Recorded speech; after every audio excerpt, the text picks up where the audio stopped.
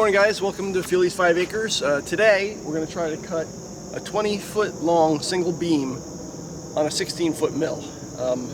I know it could be done. I've seen it done with teams of 4 guys. I'm here by myself.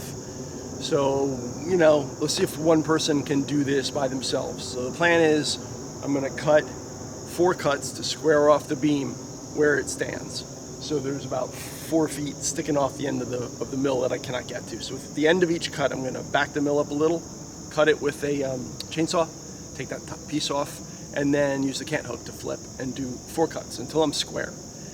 And then the plan is to sort of lift in place and move the log underneath the mill so that the extra 4 feet is now behind the mill.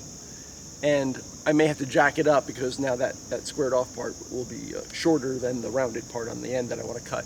So it'll take some doing, but I think it's doable. So we'll find out today.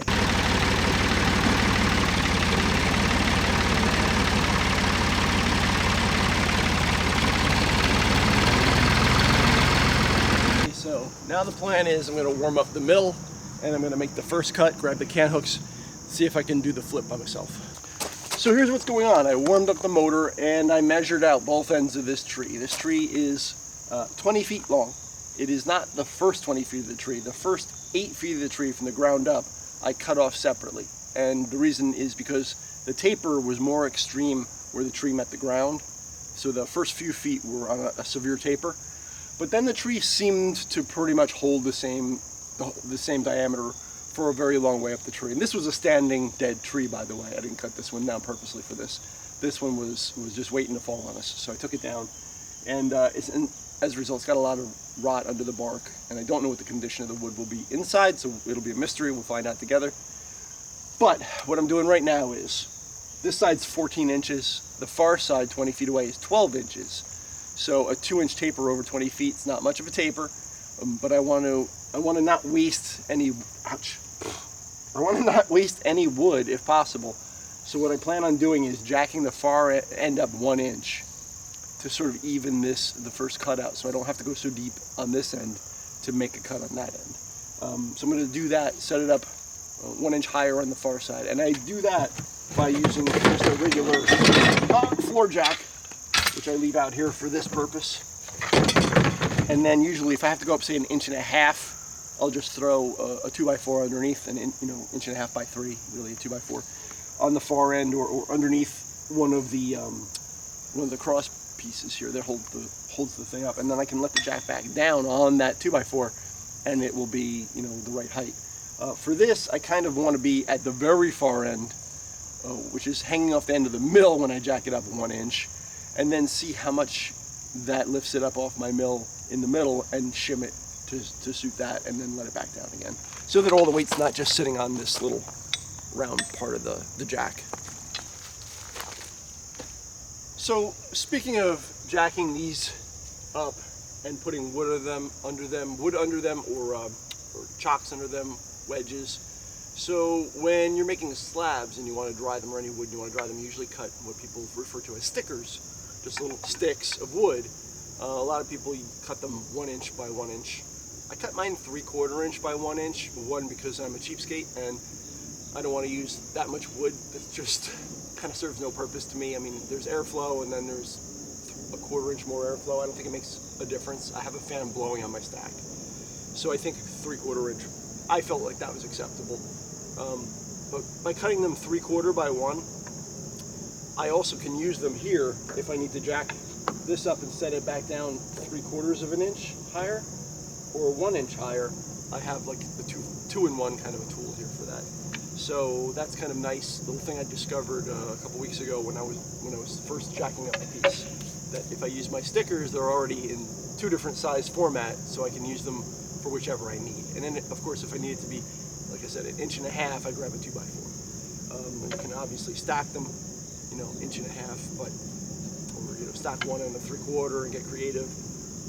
But I don't think that I'm that critical. I'm not selling wood for lumber use, so I think this is good enough. So what I'd like to do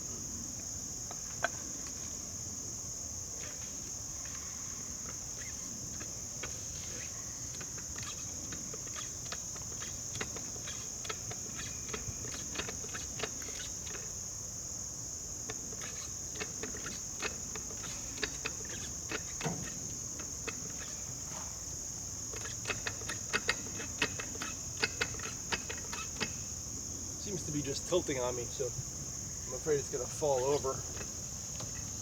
Yeah, it's going to fall over.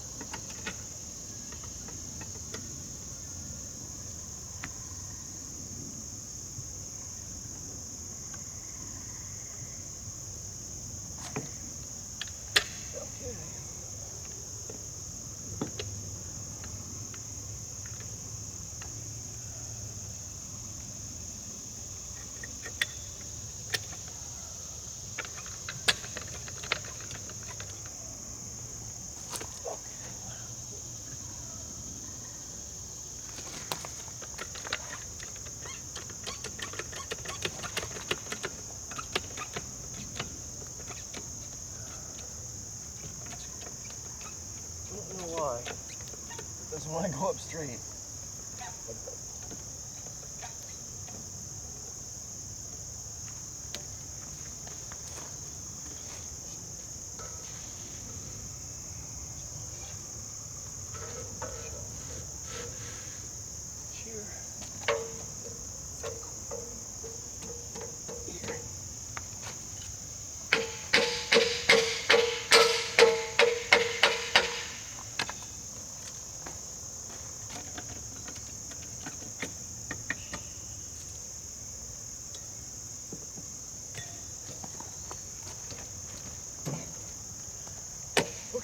So that worked out pretty well. What I wound up doing was putting 1 inch on the far side and 3/4 inch on the next cross member. And so hopefully if I figured this out correctly, that should minimize the loss on the mill end, or the operator end of the mill, for my first cut. And once I have that cut, I can flip the thing all the way over, of course, and I'll have one nice flat surface to work off of for the next side. And then I have to do a little bit of fighting on the 3rd and 4th sides. So that's the plan.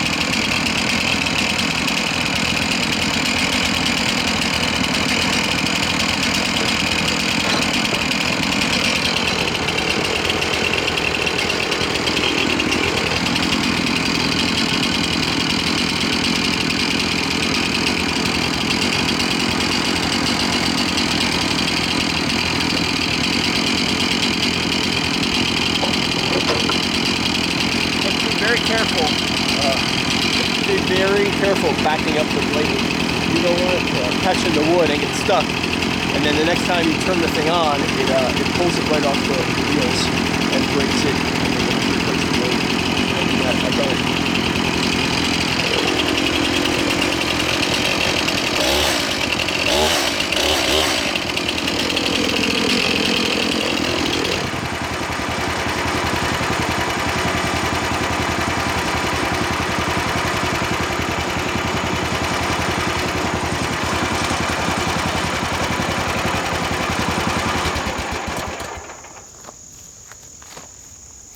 Okay, so like I said, the plan was to flip it over, and unfortunately, the cut that I've made here, I don't know if you guys can see this, but the cut, or where the blade ends, is actually just prior to this bunker. You can't see that. So the blade cut ends here. The last bunker is here. Now this bunker, not a cutting bunker, it's designated by the stainless steel, but I have a feeling that when I flip it over, that this round portion is going to rest solidly on this bunker, leaving the whole thing at a bit of an angle. So what I may have to do is actually push the whole thing down a little, each cut, just a little bit down. It's not what I wanted to do, but I think it'll work just as well.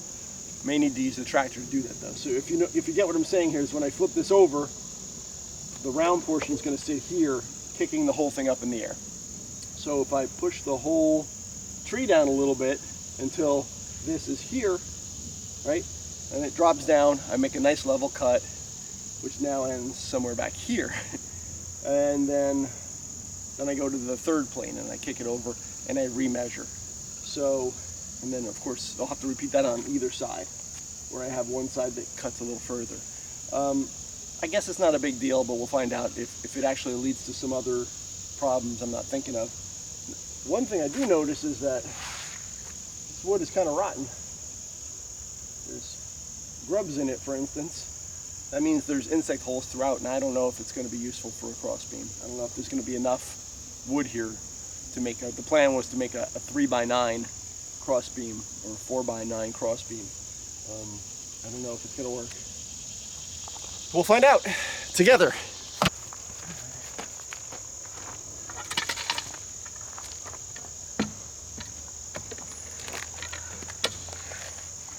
Look how rotten this thing is. God.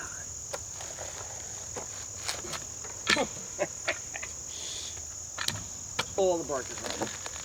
I can't bite into it. There it is.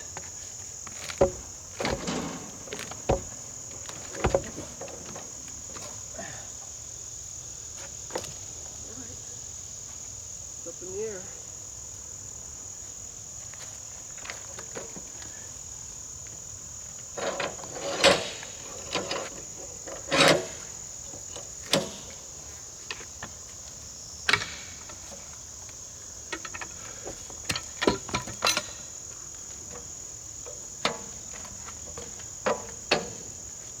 I'm going with Plan B.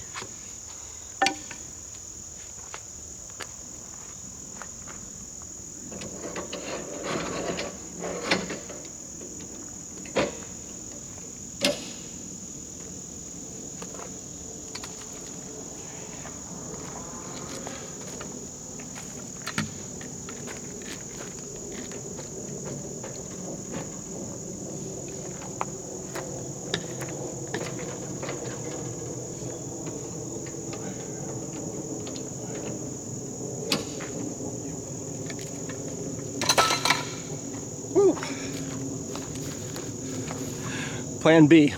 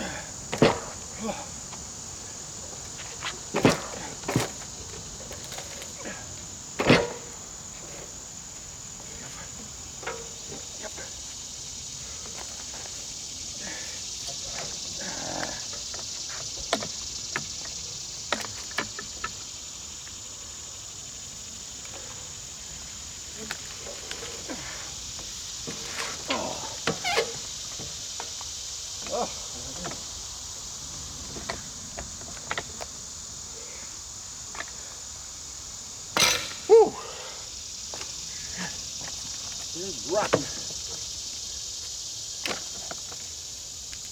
So here I think you can see what's happening is that the round portion is keeping the rest of the flat cut log off the bunks. So I either have to drag it towards me or I have to jack the whole piece up and put supports under each bunk. I'm not sure which one sucks more.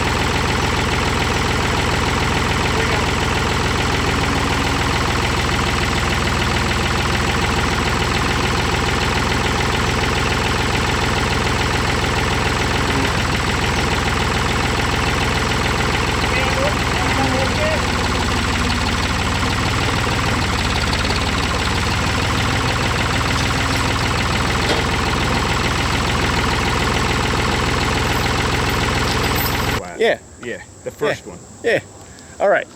So you saw what we did to move the log over, and then we measured on both sides to make sure that it's an even height because we had some issues at the end of that last cut with the level going off track. So we have some wedges on the far end. We wedged it up so it's the same height, and now I can come back and kind of just skim cut this top piece to get rid of the little bit of the problem that we had and go right across the whole log, cut that last piece off flat, and we're going to flip the whole thing over and do it again and again and again.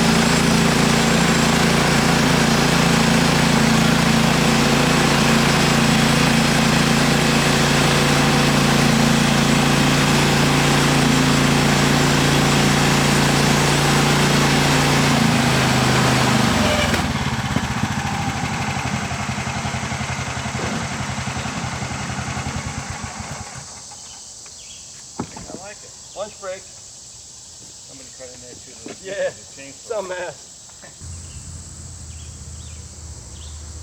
So, in a nutshell, that's it. You can see that one of my cuts was not straight. So we had some issues there. So I'm gonna have to redo that. But quite frankly, for what I'm gonna use this wood for, I'm not real worried about that. What I need to do now is get my measurement for my 4x9 or 3x9, decide on what size I'm really gonna use, and cut that out. But now that we have a square, a smooth side all the way around, sliding it back and forth is gonna be a lot easier. So the plan now, right now, plan A, is we're going to put some flat 2x12s on the bunkers, butt them together, and then lay this guy on top of it, the 2x12. And when I'm ready to move the beam, I'm going to jack up one end of the beam, whichever end's sitting over, jack it up over here, and put a pole, a roller basically, underneath the beam and on top of the 2x12. And then I should be able to just roll the whole beam over, jack it up on the other side, take the pole out, drop it down, make the cut, jack it up, put the roller under it, roll it back, flip it, do it all over again.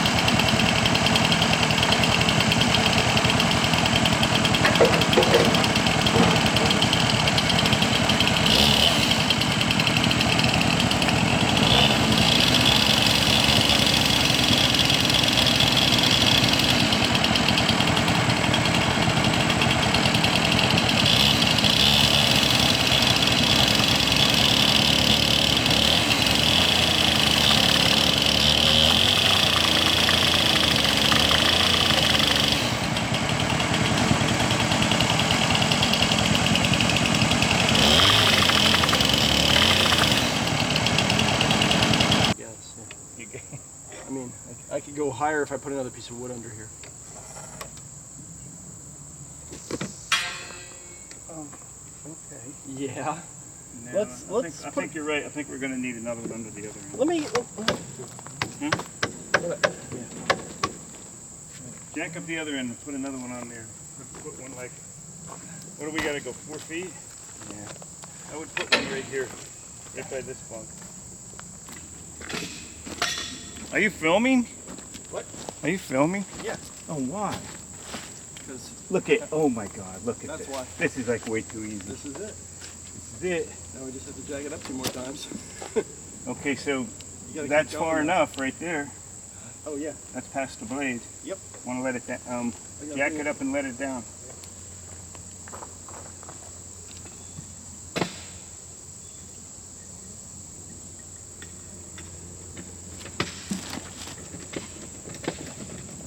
What size are the extensions? 4 feet? I'm sorry. What? What size are the mill extensions?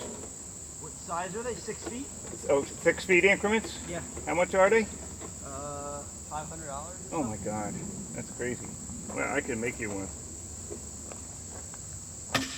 All you need is some angle that size. Hey, look at you. You're the man. Somebody should move this tree out of my way. Here, wait a minute. Don't put that under there yet.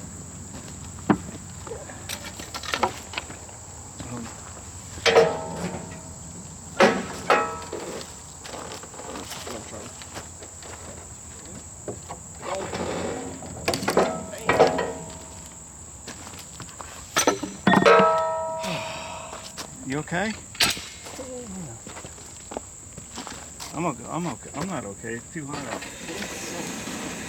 We'll pull this over next to the block. I guess it ain't gonna move, is it? No, it's heavy, isn't it?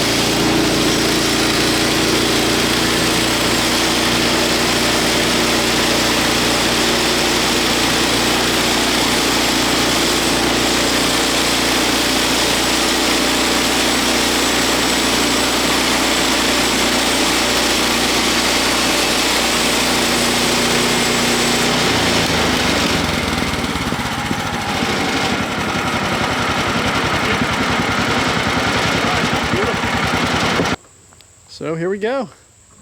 Here it is. In place, waiting to go up. Plenty long. Sticking out a couple feet on that end.